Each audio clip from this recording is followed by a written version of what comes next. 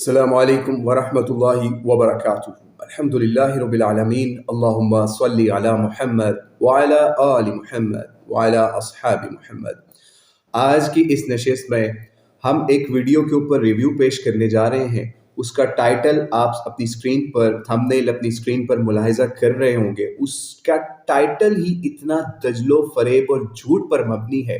کہ اس کا ٹائٹل رکھا گیا کہ انجینئر محمد علی مرزا بھی جو ہے وہ مان گیا کہ سیدہ فاطمہ کے قاتل حضرت عمر رضی اللہ تعالیٰ عنہ ہیں۔ یعنی اتنا بڑا جھوٹ بولا کہ علی مرزا نے اس کا کوئی ایسی سٹیٹمنٹ نہیں دی، نہ ایسی بات کہی، اور اس کے اوپر ہم ریویو پیش کریں گے۔ تو آئیے پہلے اس ذاکر، اس جھوٹے کی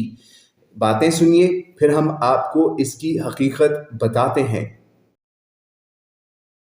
روایت پر ایک نام نہاد علمی کتابی صاحب یہ کہتے ہیں کہ یہ روایت صحیح نہیں ہے، اور بقول ان کے کہ یہ روایت جعلی ہے، اور اس کی دلیل وہ یہ دے رہے ہیں کہ مولانا اسحاق نے ان کو فون کر کے یہ بات بتائی ہے۔ اس معاملے میں مناظرے کی بجائے محاسبہ نفس کے عنوان سے تحقیق کریں۔ یہ خاتون جنت کی عظمت کا معاملہ ہے، یہ شیعہ سنی کا معاملہ نہیں ہے۔ جی، تو آپ نے ملاحظہ کر لیا اس ویڈیو کے اندر نہ تو یہ بات کی گئی کہ سیدہ فاطمہ کا قاتل کون ہے، اور جو مصنف ابن ابی شیبہ کی روایت پیش کی گئی اس کے اندر بھی ایسا کچھ نہیں۔ اب اگر محمد علی مرزا کی یہ پوری ویڈیو دیکھتے جو اس موضوع کے اوپر ہے، تو اس کے اندر انہوں نے اس پورے مسئلے کو کھول دیا، لیکن اس ذاکر نے، اس شیعہ عالم نے ایسا جھوٹ کا پہاڑ کھڑا کرنے کی کوشش کی جس کو ہم رائی کا پہاڑ دکھائیں گے آج کہ وہ کیا جھوٹ تھا۔ پہلے تو ان کا آپ نے ٹائٹل ملاحظہ کر لیا کہ وہ کتنا جھوٹ پر مبنی ہے۔ محمد علی مرزا نے کب یہ بات کہی ہے کہ سیدہ کے قاتل جو ہیں سلام اللہ علیہ کے وہ عمر ہیں؟ پھر یہ تو پہلا جھوٹ۔ پھر آگے چلتے ہیں، مصنف ابن ابی شیبہ کے حوالے سے اس نے ایک اور جھوٹ کہا کہ مولانا اسحاق کے کہنے پہ علی مرزا نے اس روایت کو جعلی مان لیا، حالانکہ وہ علی مرزا پوری روایت کے اعتبار سے، اس کے راویوں کے اعتبار سے پوری اس نے جرا کر کے بتایا کہ کس طریقے سے یہ روایت جو ہے اس کو جعلی یا جھوٹی یا من گھڑت کہنا چاہیے،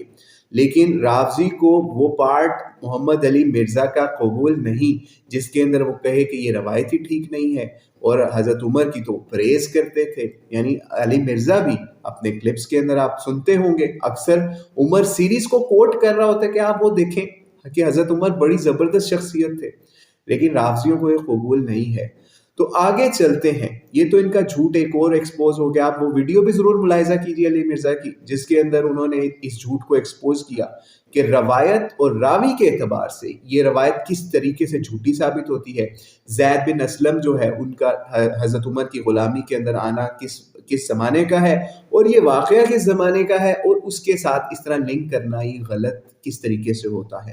بہرحال روایت تو شیعوں کو اکثر قبول نہیں ہوتی۔ درایت کے اوپر بھی انہوں نے بات کی۔ درایت کے حوالے سے انہوں نے کیا بات کی وہ آپ ذرا اپنی اسکرین پر ملاحظہ کیجئے، پھر ہم اس کے اوپر بھی چلتے ہیں۔ اور علامہ شبلی نعمانی لکھتے ہیں، تاہم درایت کے اعتبار سے اس واقعے کے انکار کی کوئی وجہ نہیں ہے۔ جی، تو درایت کے حوالے سے بات کرتے ہوئے انہوں نے الفاروق کتاب کا حوالہ دیا، یہ ہمارے ہاتھ میں ہے۔ جب آپ وہ روایت پوری پڑھیں گے تو آپ کو پتہ چلے گا کہ شیعہ رافضی اس روایت سے بھی ایکسپوز ہو جاتے ہیں۔ کس طرح ایکسپوز ہوتے ہیں کہ یہ روایت تو وہ کہتے ہیں کہ اگرچہ سند کے اعتبار سے ہم اس روایت پر اپنا اعتبار ظاہر نہیں کر سکتے، تو یہاں تو بات ہی ختم ہو جاتی ہے۔ جب سند کے اعتبار سے ہی نہیں ہے روایت صحیح، تو اس کے اوپر درایت کیا آپ چلا لیں گے؟ یعنی سندن ایک چیز ٹھیک نہیں ہے، وہی مان رہا ہے بندہ جس کو آپ نے کوٹ کیا شبلی نعمانی رحمہ اللہ کو، وہ تو یہ بات کہہ رہے ہیں۔ پھر آپ پوری روایت پڑھیں، وہ کہتے ہیں کہ اگر ان کے مزاج میں تیزی اور سختی تھی اس لیے ہم یہ بعید نہیں کہ حضرت عمر یہ کام کر جاتے، لیکن روایت تو صحیح نہیں ہے، ان کو راویوں کا حال بھی نہیں معلوم۔ اور آگے کہہ رہے ہیں کہ بنو ہاشم کی اگر سازشیں قائم رہتی، یعنی وہ یہ سازش لکھ رہے ہیں اس چیز کو، اگر آپ اس روایت کو پورا لیں گے جو کہ انہوں نے، یا الفاظ کو پورا لیں گے الفاروق میں، تو وہ تو یہ بات کر رہے ہیں۔ پھر آگے حضرت علی کی، حضرت معاویہ سے جنگوں کا بھی ذکر کر رہے ہیں، تو ان کا کیا کریں گے؟ یہ پوری روایت آپ لیں گے؟ قبول کریں گے اس بات کو؟ تو اس کے اندر سے تو یہ بات ہی جھوٹی ثابت ہو جاتی ہے، اور یہ نہیں مان رہے وہ شبلی نعمانی رحمہ اللہ، وہ کہتے ہیں روایت ہی صحیح نہیں ہے تو اس پہ کیا ہوگا۔ تو یہ تو ان کا تھا درایت کا اصول۔ اب ہم اس کے متن کے اوپر آتے ہیں اور درایت پہ بھی کچھ بات کرتے ہیں۔ پہلے درایت پر ہی بات کر لیتے ہیں، کیونکہ شیعہ جو ہیں رافضی ہیں وہ درایت بہت کرتے ہیں۔ تو مولا علی جن کو مسلمانوں کی ایک بڑی تعداد مشکل کشا کہتی ہے، شیر خدا کہتی ہے، مولا رسول کہتی ہے، حق و باطل کے خلاف پہاڑ سمجھتی ہے، امام المتقین سمجھتی ہے، اور ان کو باطل کے سامنے سیسا پلائی دیوار سمجھتی ہے، فاتح خیبر سمجھتی ہے، اور خیبر کا در اکھاڑ پھینکنے والا ایک بہت بہادر جوان سمجھتی ہے۔ کیا آپ اس پر یہ الزام لگائیں گے آج کے رافضی یا ذاکرین، جھوٹا الزام، کہ مولا علی کے سامنے ان کے گھر پر ایک ایسا بڑا واقعہ ہو جاتا ہے کہ گھر کو آگ لگائی اور یہ کیا وہ کیا اور ظلم ہو گیا اور یہ فلاں شہید ہو گیا، فلاں کو شہید کر دیا؟ کیا آپ ان کو اتنے کمزور سمجھتے تھے، یا آج سمجھتے ہیں کہ وہ دب گئے، وہ انہوں نے مصلحت اختیار کر لی؟ تو معاویہ کے ساتھ رضی اللہ عنہ کے ساتھ جنگوں کے اندر مصلحت کہاں تھی؟ یا ان کے بیٹے امام حسین علیہ السلام، ان کے سامنے مصلحت کہاں تھی؟ انہوں نے تو کوئی ایسی مصلحتوں کا شکار نہیں ہوئے، اور بات ختم نہیں ہوئی۔ رافضیوں کی اپنی کتابوں کے حساب سے ابو بکر بیعت کرتے ہیں، حضرت ابو بکر کی بیعت کرتے ہیں حضرت علی، مولا علی علیہ السلام، اور بات ختم نہیں ہوئی۔ اسی عمر جس کے اوپر الزام لگایا رافضی نے کہ ان کے گھر کو آگ لگائی، یہ کیا، وہ ان کے ساتھ رشتہ داریاں قائم کرتے ہیں، حضرت عمر کو اپنی صاحبزادی کا رشتہ بھی پیش کرتے ہیں۔ کیا جنہوں نے قتل کیے ہوں، جنہوں نے ظلم کیے ہوں، ان کے ساتھ ایسی رشتہ داریاں قائم کرتے ہیں؟ آپ مولا علی علیہ السلام کے اوپر الزام لگا رہے ہیں۔ ابو بکر، عمر، یہ تو ہستیاں بات نہیں ہیں، آپ مولا علی کے اوپر آئیں کہ ان کے اوپر آپ الزام دھر رہے ہیں۔ تو آئیے اس روایت جو انہوں نے بیان کی، پوری روایت تو بیان نہیں کر سکتے کیونکہ انہوں نے پھنس جانا تھا، تو ہم پوری روایت بیان کرتے ہیں اور آپ کو بتاتے ہیں کیسا دجل و فریب کیا۔ اگر اس روایت کو ہم صحیح مان لیں 100%، شیعہ مذہب کی بنیادیں ہل کر رہ جائیں گی۔ شیعہ مذہب حضرت عمر کو جس طرح گالیاں دیتا ہے وہ ختم ہو جائیں گی اگر وہ اس روایت کو صحیح مان لیں، مسئلہ ہی ختم ہو جائے گا۔ تو آئیے، اگر اس روایت کو صحیح ماننا ہے رافضیوں نے، تو آئیے اس کو پڑھتے ہیں اور آپ کو بتاتے ہیں اس کے اندر تو کہیں آگ لگانے کا ذکر نہیں ہے، کہیں قتل کرنے کا ذکر نہیں ہے، تو آپ کیسے جہالت بھرے ٹائٹل لگا کے جھوٹ بول رہے ہیں اور ویڈیو ریکارڈ کروا رہے ہیں؟ تو آئیے روایت پڑھتے ہیں مصنف ابن ابی شیبہ کی، جو اس رافضی نے اپنی ویڈیو کے اندر ڈالی۔ حضرت زید بن اسلم اپنے والد سے روایت کرتے ہیں کہ نبی علیہ السلام کی وفات کے بعد جب حضرت ابو بکر رضی اللہ عنہ کی بیعت کی گئی تو حضرت علی اور رضی اللہ تعالیٰ عنہ، حضرت زبیر رضی اللہ عنہ رسول اللہ السلام کی بیٹی حضرت فاطمہ سلام اللہ علیہا کے ہاں آنے جانے لگے، ان سے مشاورت کرنے لگے اور اپنے معاملہ میں ان سے تقاضا کرنے لگے۔ پس جب یہ بات حضرت عمر بن خطاب کو پہنچی تو آپ نکل کھڑے ہوئے، یہاں تک کہ آپ نے حضرت فاطمہ کے ہاں داخل ہوئے اور فرمایا، اے رسول اللہ کی بیٹی، خدا کی قسم تمام مخلوق میں ہمیں تمہارے والد سے زیادہ کوئی محبوب نہیں۔ ٹھیک ہے، اب یہ روایت مانی تو پتہ چلا کہ حضرت عمر نبی علیہ السلام سے کتنا محبت کرتے تھے۔ اگلا سٹیپ ذرا دل تھام کے سنے گا رافضیوں،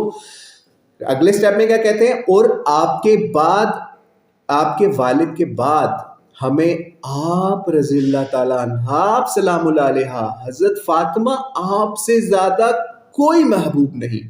یہ تو حضرت عمر کا عقیدہ بیان ہو رہا ہے اس روایت کے اندر کہ نبی علیہ السلام کے بعد نہ تو وہ مولا علی کو افضل مانتے ہیں، نہ ابو بکر کو افضل مان رہے ہیں، بلکہ وہ بی بی فاطمہ سلام اللہ علیہا کو افضل ترین ہستی شمار کر رہے ہیں اسی روایت میں،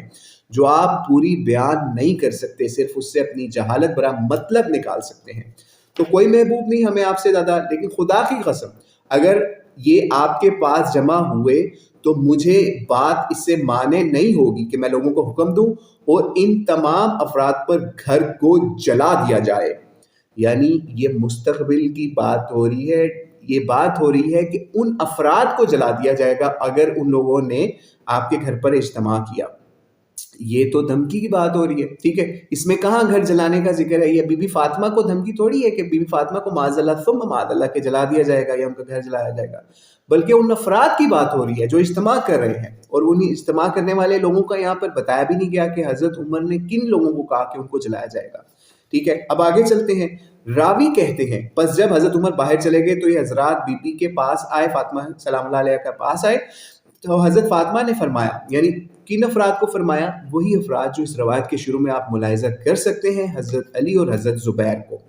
فرمایا، تمہیں معلوم ہے کہ حضرت عمر میرے پاس آئے تھے، انہوں نے خدا کی قسم کھا کر کہا کہ اگر تم لوگ، یعنی اب ان دونوں کو کہہ رہے ہیں، اگر تم لوگ دوبارہ جمع ہوئے تو میں بالضرور تمہیں گھر میں جلا دیں گے، اور خدا کی قسم حضرت عمر نے جو کہا وہ اس کو پورا کریں گے، بس تم لوگ اچھی حالت میں ہی واپس چلے جاؤ اور اپنی رائے کو دیکھ لو، میری طرف واپس نہ آنا، ٹھیک ہے۔ چنانچہ لوگ وہاں سے واپس ہو گئے، جب تک ان لوگوں نے حضرت ابو بکر کی بیعت نہیں کی وہ واپس نہیں آئے۔ تو یہ روایت کے اندر تو یہ مسئلہ حل ہو رہا ہے کہ بی بی فاطمہ سلام اللہ علیہ نہ ان کو بیعت سے روک رہی ہیں، نہ یہ کہہ رہی کہ میری گستاخی ہو گئی ہے، مسلمانوں میرے لیے کچھ کرو، مسلمانوں میرے حق کے لیے لڑو، کچھ بھی نہیں ایسا کہہ رہی، بلکہ ان کو کہہ رہی ہیں کہ آپ اپنا معاملہ دیکھ لو۔ تو پھر تو یہاں پر یہ بات ثابت ہو گئی کہ حضرت فاطمہ کی زندگی میں وہ لوگوں کو ان کے معاملات کہہ رہی ہیں آپ لوگ دیکھ لو، اور حضرت علی اور زبیر کو کیا کہہ رہی ہیں کہ بیعت کے معنی سے کہہ رہی ہیں کہ آپ لوگ دیکھ لو۔ اور اس کے آخری حصے کے اندر اس روایت میں یہ ثابت ہوتا ہے کہ بی بی فاطمہ کی وفات سے پہلے ان لوگوں نے ان کی بیعت کر لی، حالانکہ ہم اس روایت کو صحیح نہیں مانتے کیونکہ بیعت بھی بعد میں ہوئی ہے بی بی فاطمہ کی وفات کے بعد، لیکن اس روایت کو اگر سچ ماننا ہے تو ماننا پڑے گا بی بی فاطمہ سلام اللہ علیہ کی زندگی میں یہ بیعت یہ اشخاص کریں، بڑی بڑی ہستیاں، حضرت علی جیسی ہستیاں، لیکن اب اس روایت کو کیا کریں گے؟ مانیں گے تو کیا ہوگا، نہیں مانیں گے تو کیا ہوگا؟ مانیں گے تو آپ کو ماننا پڑے گا کہ حضرت ابو بکر کی بیعت ان لوگوں نے حضرت فاطمہ کی زندگی میں ہی کر لی، نہیں مانیں گے تو آپ کی مرضی ہے، نہیں مانیں گے تو ہم تو پہلے اس روایت کو نہیں مانتے کیونکہ اس کے راویوں کے اوپر اعتراض ہے، روایت کے اوپر اعتراض ہے، درایت کے اوپر اعتراض ہے۔ تو اب میری روافض سے اور ان لوگوں سے ریکویسٹ ہے کہ اگر آپ اس روایت کو درست بھی مانتے ہیں، پھر بھی نہ تو اس میں حضرت عمر کو حضرت فاطمہ کا قاتل ثابت کیا جاتا ہے جیسے اس ویڈیو کے ٹائٹل میں، اس کے تھمبنیل میں ثابت کرنے کی کوشش کی گئی، نہ ان کے گھر کو آگ لگانا اس روایت سے ثابت ہوتا ہے اگر آپ اس کو سچ بھی مانتے ہیں، نہ ہی حضرت عمر کا اس طریقے سے ان کے گھر کو آگ لگانا ثابت ہوتا ہے، نہ ابو بکر کا نہ عمر کا۔ تو خدا را اپنے اعمال کو درست کر لیجئے، مولا علی کے شیعہ اصلی بنے، ان کے اسوے کے اوپر واپس آئیے، جنہوں نے حضرت علی نے حضرت ابو بکر کی بیعت کی، ان کی خلافتوں کو مانا، ان کے ساتھ چلے، ان کے مشوروں میں رہے، حضرت عمر کو انہوں نے اپنا نائب بھی بنایا، اور وہ روایت دوبارہ ہم آپ کو بتائے چلتے ہیں، اگر آپ ان روایتوں کو صحیح مانتے ہیں تو صحیح مسلم کی 6187 روایت بھی پڑھیے کہ ان کی ڈیڈ باڈی پر، حضرت عمر کی ڈیڈ باڈی پر حضرت عمر کو حضرت علی کیسے پریز کر رہے تھے۔